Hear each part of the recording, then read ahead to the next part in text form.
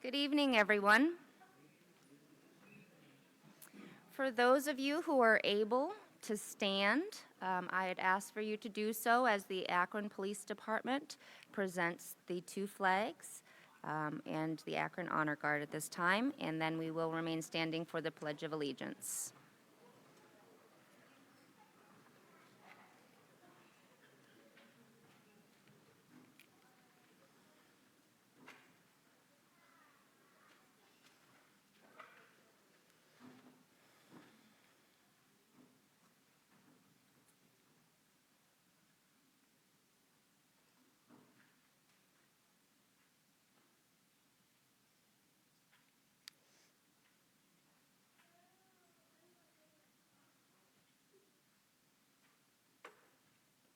Ready.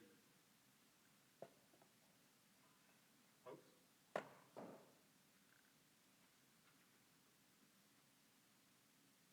Present. On. I pledge allegiance to the flag of the United States of America and to the republic for which it stands, one nation, under God, indivisible, with liberty and justice for all. Order. Arms.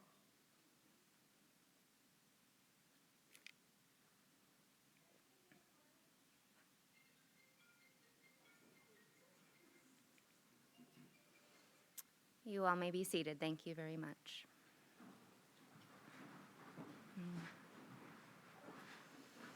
Welcome to the 30th Annual Angel Tree Ceremony. I am Leanne Graham. I am the President and CEO of Victim Assistance Program. We are a nonprofit here in Summit County who works with individuals whose lives have been infected by a family member, close friend, community that has been impacted by a victimization or traumatic event. Today is very special for us. We are here to remember over 1,400 individuals from Summit County who have lost their lives at the hand of another. These could be individuals that have been victims of homicide, murder, as well as DUI, arson. The individuals that we have all lost, the loved ones that are here today, we are all experiencing something similar, but we are not experiencing the things that are the same. We ask for you to just look to your neighbor and just say hello and introduce yourself, because at this time we are here with one as in our community.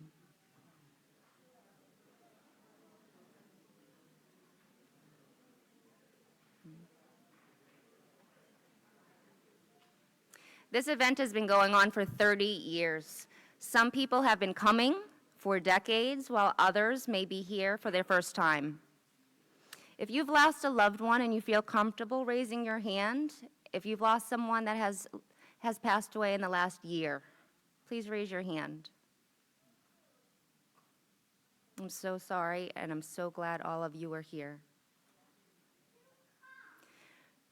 Those that have lost someone beyond 5 years, please raise your hand. I hope you're all looking around here. 10 years. We think of you, your family, and your loved ones every single day at Victim Assistance, and we encourage our community to do the same. Thank you for being here. I am excited to welcome special guests this evening to remember and honor and celebrate the lives that have lost. At this time, I would like to introduce Tommy Smoot. He is a board member and currently the Director of Emergency Management Agency with the County of Summit. Okay, thank you, Leanne. It's my honor to be here tonight to be able to present this proclamation on behalf of County Executive Eileen Shapiro. I'm just going to read some from the beginning, and then I'll read the end. So the Victim Assistance Program has served Summit County for over 50 years, providing support, resources for victims of violence and their families. From 1994 to 2004, they have honored over 1,000 individuals. Therefore, this day will serve as a reminder of our collective responsibility to support victims and their families while strengthening our commitment to reducing violence in our community. And then it goes on, therefore, I, Eileen Shapiro, Summit County Executive, do hereby proclaim Monday, December 2nd, 2024 to be Summit County Angels Remembrance Day. Thank you so much, Tom. Very much.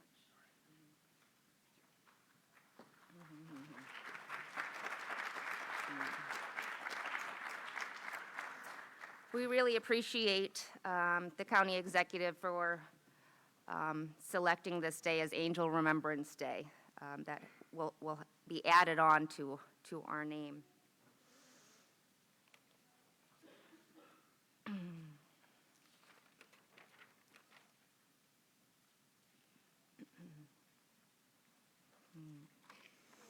Over the summer, we experienced a lot of tragedy.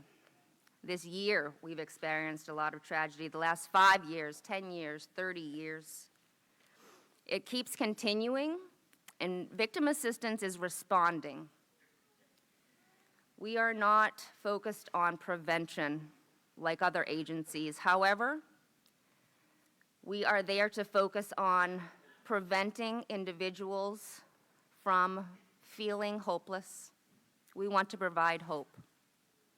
At this time, I'd like to introduce a new friend of victim assistance, someone I became well acquainted with over the summer and have grown fond of listening about his organization, his passion for victims in this community, and our collective desire to remember everyone who has been affected by violence like all of you.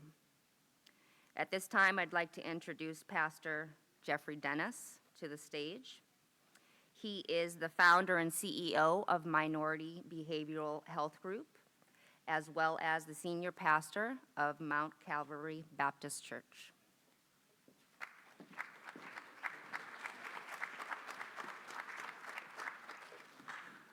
Thank you, Leanne, and hello, everyone. Thank you for this opportunity to share. It was a Saturday morning in 1991 that I received a phone call. The call was from my sister Janice, and she said, "Jeff, Connie is dead." She said someone killed her. She said, "Jeff, and that's not all." She said, her body laid in her house for a couple of days before anyone found her. I was numb. I wanted to cry, but initially I couldn't even get tears out. And then when I was able to cry, I remember how hard my body was shaking. I was living in Akron as a pastor during that time.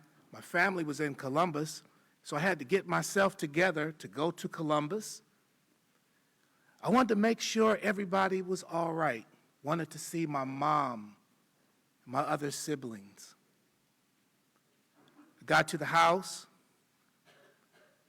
tears, screaming. I remember my sister, one of my sisters, laying on the floor, just kicking,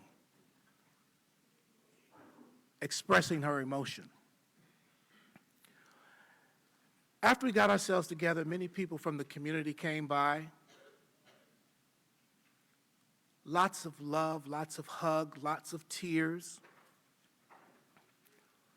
lots of sharing, lots of concern. I remember driving around the city after people left because in my mind I was thinking that I could run into someone who could tell me what happened. Someone had to know something. And listen, y'all, I drove around until about 3:30 a.m. in the morning, just driving through the city. It hit me. I needed to get back to Akron because we had 2 services. I was the preacher. One was at 8 a.m. and the other was 11. So I got back to Akron, got myself together, didn't tell anybody about what had happened, and I got up and I preached that first service. And then in between services, I sat there by myself, and then I preached the 11 o'clock service. And it was at the 11 o'clock service, when I finished, I told the congregation what was going on. That, for me, helped me understand that healing in some kind of way could take place. It was after I opened up and I shared. It's still been a rough journey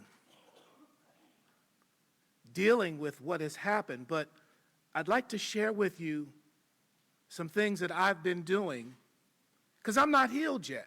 I'm still in the process. Still feel the pain. But let me share with you what I've been doing. Number one, I've been acknowledging that my pain is real. And I'd like to say to everyone present who's had similar experiences, it's all right to acknowledge that your pain is real. It's okay to say, I don't feel okay. Healing is not about pretending that pain doesn't exist, but it's about persistently walking through it with the power of grace and courage. And the way that I like to say it is walking through it, taking one baby step at a time. This is what I say to myself. I am allowed to feel what I feel. Joy, pain, confusion, and even numbness. Grief is not a straight path, but acknowledging grief is the first step toward healing. So I acknowledge my pain. I choose also to remember my loved one. Her name was Connie. And let me tell you something about Connie. She was so smart, so intelligent. During school, she would read the entire book. I would just read the parts that I knew the test was coming from. She was so sharp. She had the kind of personality that just drew people. People loved being around her. And let me tell you something, she had a voice that was so amazing. When she would sing, you could feel what she was singing about in your soul. So I choose to remember those positive things about her. But then last but not least, what I've been doing is leaning on and leaning into the community. Gatherings like this are so important. They remind us that we are not alone in our pain. They give us space to share, to heal, and to honor the memories of our loved ones. When we gather together, we remind each other that love can be just as strong as loss. And together we can find strength to keep going on. In my concluding words, here's an affirmation that I share with myself, that I read, that I say whenever I think about what has happened. In my pain, I choose to partner with the community that surrounds me, to pursue therapy whenever needed, to participate in group settings that offer strength, and to persevere in the slow but steady journey toward healing, hurdle by hurdle, step by step, with faith as my foundation. I will also honor the beauty and memory of my loved one, cherishing the love we shared and carrying their light with me as a source of strength and inspiration. Tonight, as we remember our loved ones, let's remember that together we can make it through the difficult times that we face. Thank you.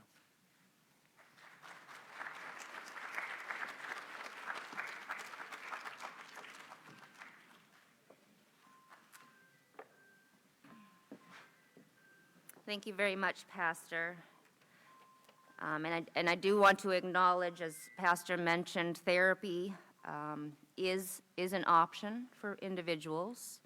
The Minority Behavioral Health Group does offer counseling. You can find their information on their website, or you can ask one of our advocates to connect you, and we'd be happy to do so. We were happy to have Pastor here this evening. We're also happy to have an additional guest. Every year, we try to think of something different to honor those, because we don't want to this isn't just another event, the same thing year after year. This is special. There is purpose behind it. And we want to hear from you, because this is your event.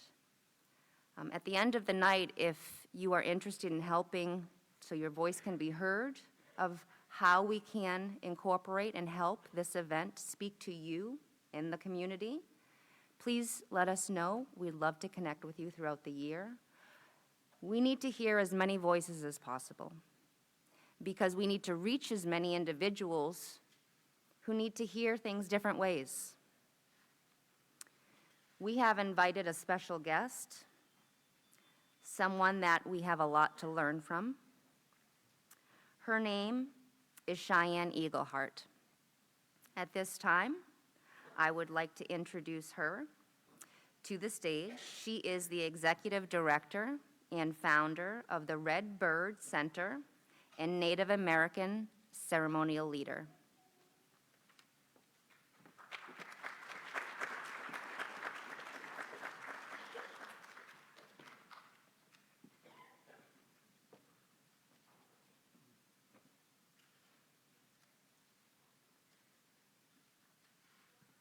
Greetings.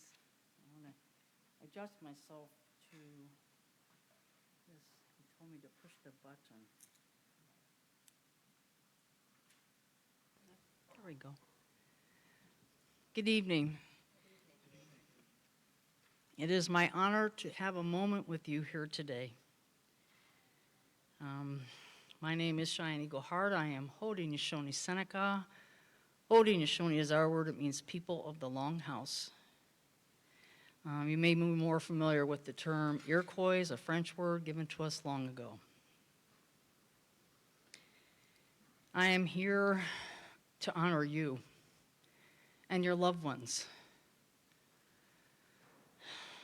I don't know you personally, but I look forward. I've just come to this area from another place out of the forest.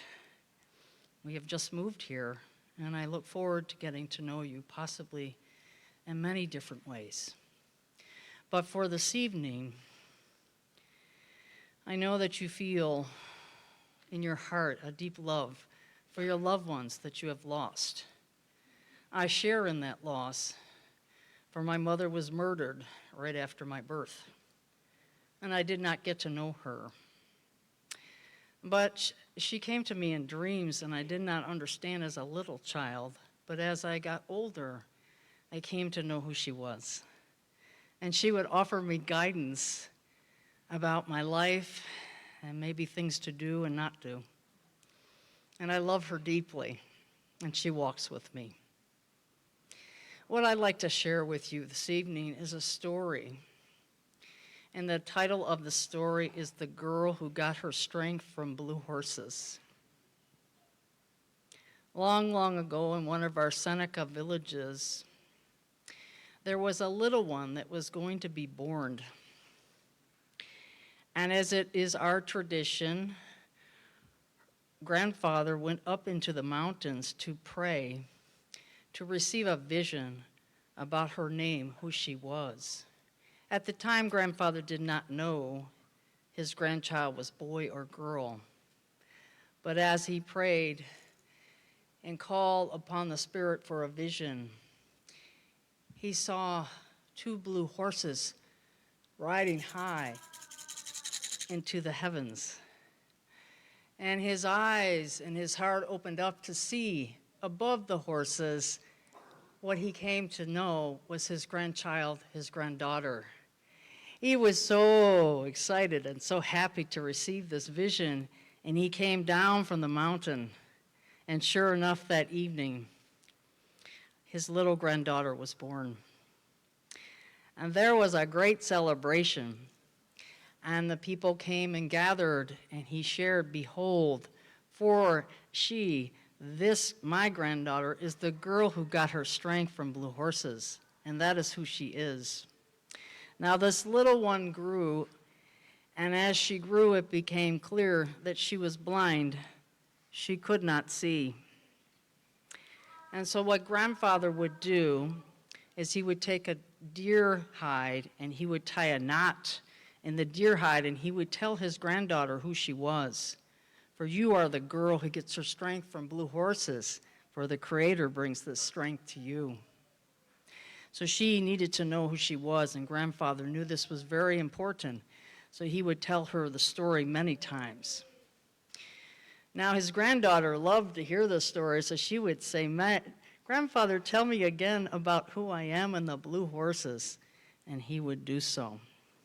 So of course, over the years that she grew, there were many knots in the counting rope. Now there came a day when grandfather went into spirit, and she was very sad. And then another year passed, and she was 16, and there was a terrible winter. The winter was so bad it had been weeks, and the people could not, the food stores were running out, and there was great fear and concern they would not survive. So the girl who got her strength from blue horses went into her lodge, and she pulled out the counting rope. And as she pulled out the counting rope, she could feel the knots, and there were so many, because grandfather had told her, who she was. And as she was hearing her grandfather's voice, she received her own vision. And in the vision, because there was many ways to see, and she saw with the spiritual eye 2 mountains coming together. And as they reached the center, there were deer, a herd of deer sticking their noses through the snow, and they were getting the green shoots below. So she went to the elders to tell them of her vision. And some of the young ones, they made fun of her. Well, how could she know anything? She can't even see. But the elders knew to listen.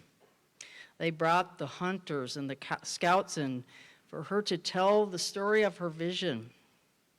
And as she did, they recognized this place that she described. And they rode out there, and sure enough, the herd of deer were there. And the people were saved from starvation that winter. And the girl who got her strength from blue horses grew into a woman and then into an elder, and she had many visions, you see. And the people trusted her to guide them in the important decisions of the tribe, and sometimes the very survival.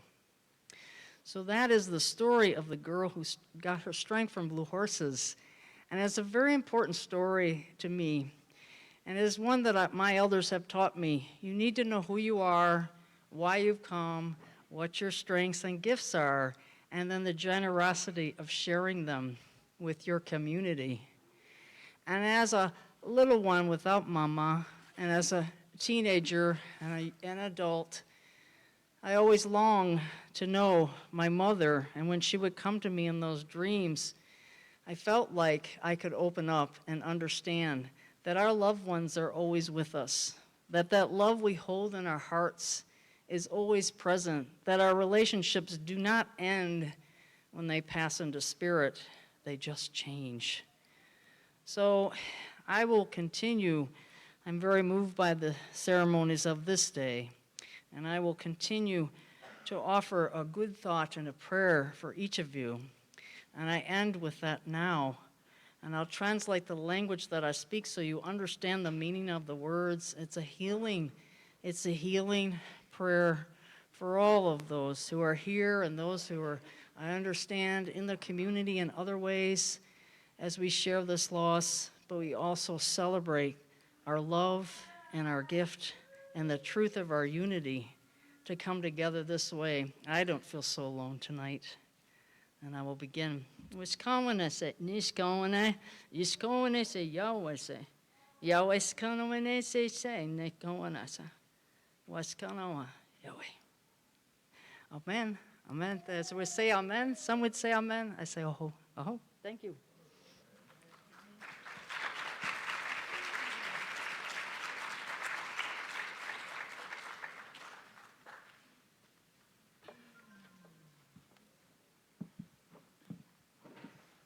Thank you so much, Cheyenne.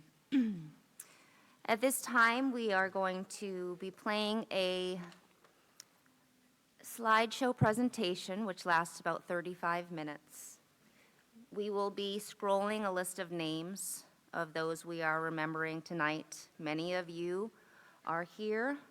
Some of you are online watching, and some family and friends are not able to be here to honor their loved one. As we all honor every single name that is listed here in our community and those that are not, we ask that you get up out of your seat anytime you'd like. Any of the trees around you, you can choose to hang one of your angels on the tree throughout any duration. At the end of the program, our Director of Services, Rebecca Kuhl, will come up with a closing. And for now, please enjoy as we pay our respects.